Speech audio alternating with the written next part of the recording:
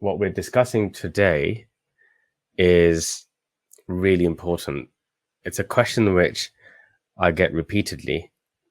So I thought I'll spend a little bit of time today talking about this, which is, how do you get to understand the Qur'an, particularly if you're studying it yourself?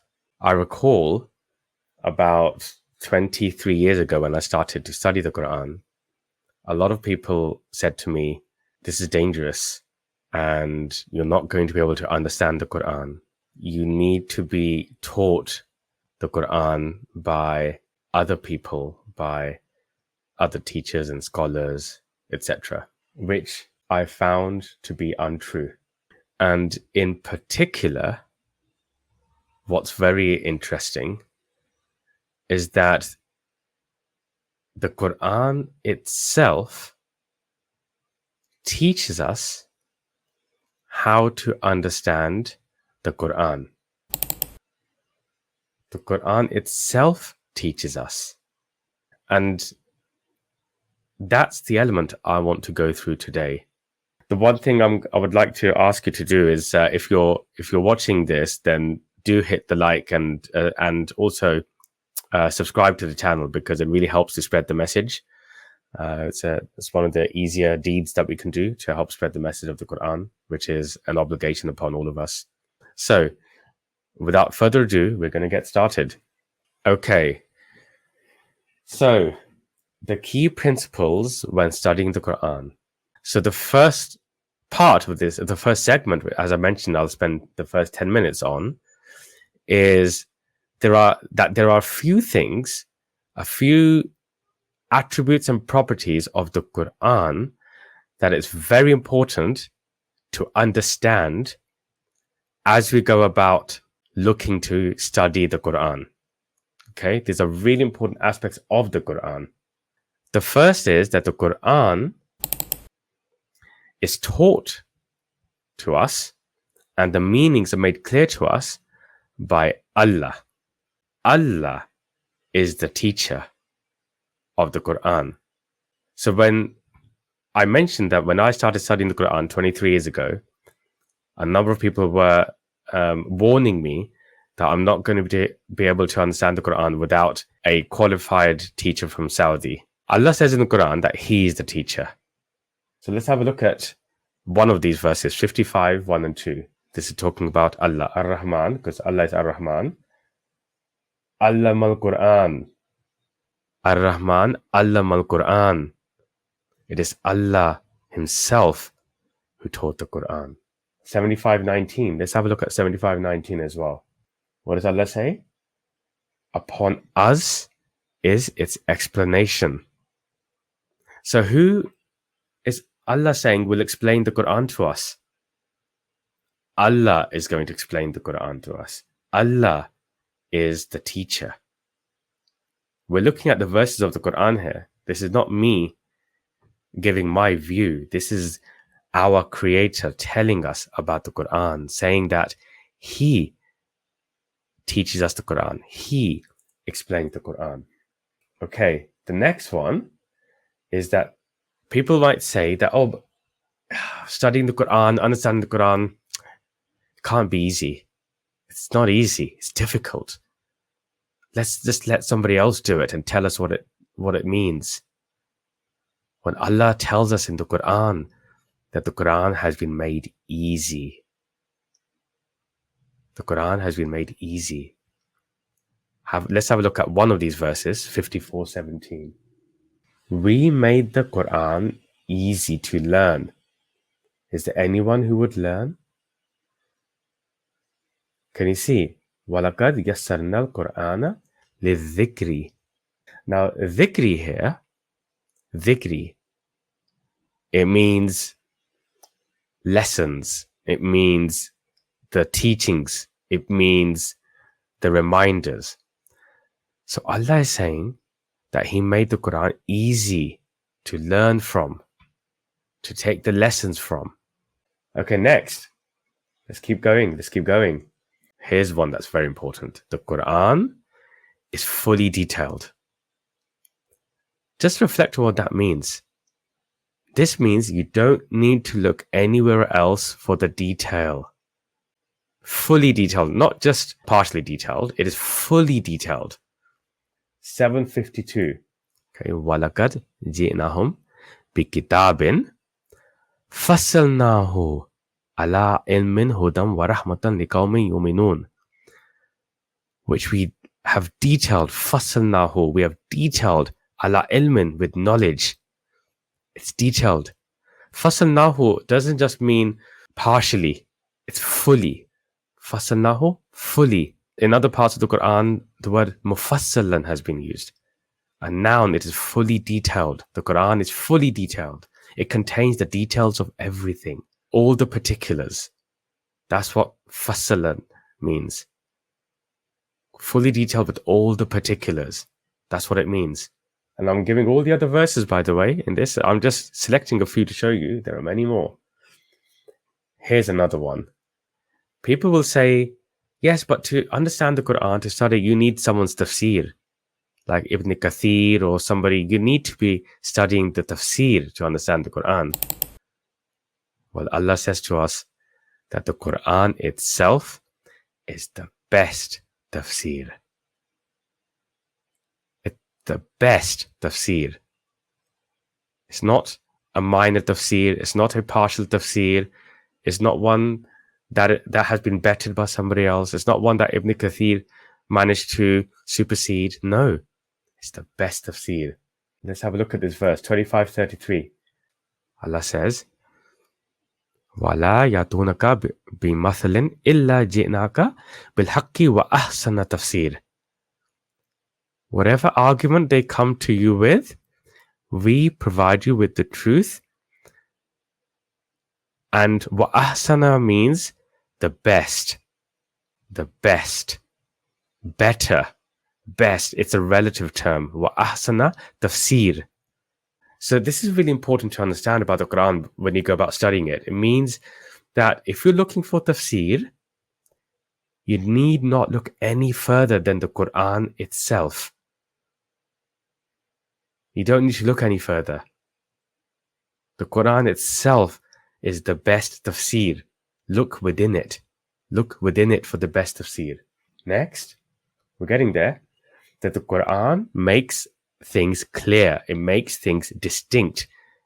It makes it very clear what is right and what is wrong, what needs to be done, what need not be done, what is haram, what is halal. It makes everything distinctly clear.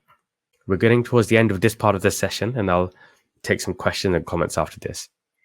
But let's have a look at one of these verses, 22:15. Okay. Again, I'm not making any of this up. I'm giving all the references here. Alif Lam Ra. Tilka ayatul kitabil mubin. Can you see that? The word mubin, these are the verses of the clear book. Mubin means utterly clear, very distinct. Something which makes the criteria entirely distinct and clear. So when you're looking for something, when you're looking for matters to be judged, it is the Quran that provides the very clear guidance to us as to what that judgment is, as to what the distinction is between right and wrong. It is the Quran itself. You don't need to look anywhere else. Now, I'm providing all the references, all the evidence from the Quran itself. So if now someone comes to you and says, yeah, but we still need something else to understand the Quran, something more detailed, then I think one thing that they should be asked is, do they really believe in the Quran? Because if they say we have unwavering belief in the Quran, but we don't believe these elements, then they're lying to themselves. Don't lie. They're either lying to themselves or to others. These are very clear verses that I've just presented. The Quran is the criteria for right and wrong, truth and falsehood. So again, you need to understand with this that the Quran contains everything in full detail the full criteria, the full explanation in a clear manner. And therefore, you don't need to look anywhere else to study and understand the Qur'an, because Allah says that Allah is the teacher. Allah has made things clear in the Qur'an for us. The Qur'an contains no contradictions. This is very important to understand. When you're studying the Qur'an, you need to understand there are no contradictions. If you do find contradiction when you're studying the Qur'an, then you need to explore the Qur'an and think more, because the contradiction is coming out of your understanding. The contradiction does not exist in the Qur'an itself. Allah says, do they not ponder over the Qur'an? Had it been from any other than God, they would have found in it much discrepancy. اختلافاً كثيراً. Many discrepancies. Which means that Allah is challenging us. Come on, see if you can find any contradictions in this. And I can tell you, upon studying the Qur'an for the last 23 years, there are none. And if I've seen a few verses where it's not quite making sense, there may be a potential contradiction, I often find upon reflection that that contradiction came about because of my own inaccurate reading or some other matters which were preconceived in my mind. There were no contradictions in the Qur'an. So again, this is an attribute of the Qur'an that one must understand if we are serious and genuine about looking to understand what the Qur'an says. So I'm going to pause there for a minute, partly to draw breath myself, because the next part of this is going to be what the Qur'an says we should do when we are studying the Qur'an itself. The hints and tips from our Creator about what we need to do when we go about studying the Qur'an. We are broadcasting live, by the way, on YouTube, on 2 Facebook groups, and on TikTok. This is the first time we've done this. Now, one thing before I go on to the second part, a request, if I may. My request is that if you are watching this or listening to this, please do hit like on the video, and subscribe to the channel. If you're on TikTok, do subscribe to the TikTok channel, but also subscribe to the YouTube channel as well, please. And vice versa. Those on YouTube or Facebook, please subscribe to the TikTok channel. The reason is that this helps through the algorithms to spread the message. And these messages about the Qur'an, the learning from the Qur'an, they're so important. And hitting a couple of buttons does not take much effort. So I would humbly request that you help us to spread the message by simply liking and subscribing to our channels. And if you're able to share some of the videos, that would be great. We've got lots of daily reminders. Some are 1 or 2 minutes long. And we've got some very specific study sessions on things like durood and whether are you really a believer. Does it really matter if you call yourself a Muslim or not? Are you really a Muslim? What is salat? Now, that's a question which many people ask all the time. What is salat? So check out the study session on that. Here's also one on establish as-salat. What does salah mean? We've got many others here. We've got whether men are superior to women. Does Allah misguide some people? You know, there's all sorts of different topics which apply to us in our daily lives. And we're putting these videos up to help people understand. So please do subscribe to the channel and like some of these videos and share them if you're able to as well. So, okay, right. Shall we get to the second part of this now? Just a reminder, we're talking about the key principles that we need to know, that we need to bear in mind when we seek to understand and study the Quran. And the first segment I included was about what we need to understand about the Quran itself. And you can see that in the left-hand column over there. Okay. Now, this second part is really important because this is where Allah gives us the methodology. So now we know, now we understand, now we accept that the Quran is the best tafsir itself. We understand that Allah is the teacher and that He has made it fully detailed and that it contains no contradictions and it contains full criteria for right and wrong. Okay. So the first thing that Allah tells us when we're studying the Quran is not to rush into conclusions. Allah tells us to take time, to study all the related verses, to look at the context of the matter that we are looking into and not rush. And the reason is that we need our minds to consume and absorb the message of the Quran and to understand it properly. The Quran contains so many layers of meanings. One of the things I discussed yesterday when I was live on TikTok was that the Quran applies to a multitude of situations and it applies for all times.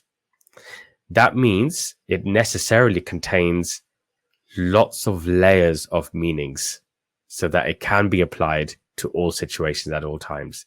This is one of the miracles of the way the Quran has been written. And so with our minds, we cannot rush to conclusions. We need to take our time. Okay, so here, this is chapter 20, verse 114. Exalted is God, the true King. Do not be hasty with the Quran before its inspiration to you is concluded, and say, my Lord, increase me in knowledge. Wala ta'jal bil Qur'ani. Don't be hasty. We must take our time. Don't rush. Establish the true meaning. Research it. Ponder over it. This one is very important. Evaluate and ponder over the message. Reflect. Critically evaluate the understanding or the meaning. Don't just take it for granted. Don't just fall blindly over it. Reflect. I'm going to come back to your comments, by the way, in a few minutes' time so we can focus on the comments. But please keep posting them and your questions as well. There are many verses here, by the way, you can see over here. I've given you references and the evidence from many verses about this methodology that Allah has given to us for understanding the Quran, about evaluating and pondering. Let's just have a look at one of them, 482, okay? أَفَلَا يَتَدَبَّرُونَ الْقُرْآنَ. Do they not ponder over the Quran? You see? Yatadabbaruna, ponder. It's a very deep word. Yatadabbaruna is when you reflect, when you critically evaluate something, when you test its truth, when you reflect on it, when you challenge it, see for yourself, see whether it evidences to you. That is yatadabbaruna al-Quran. So here Allah is telling us through a rhetorical question, أَفَلَا يَتَدَبَّرُونَ الْقُرْآنَ. Will they not ponder?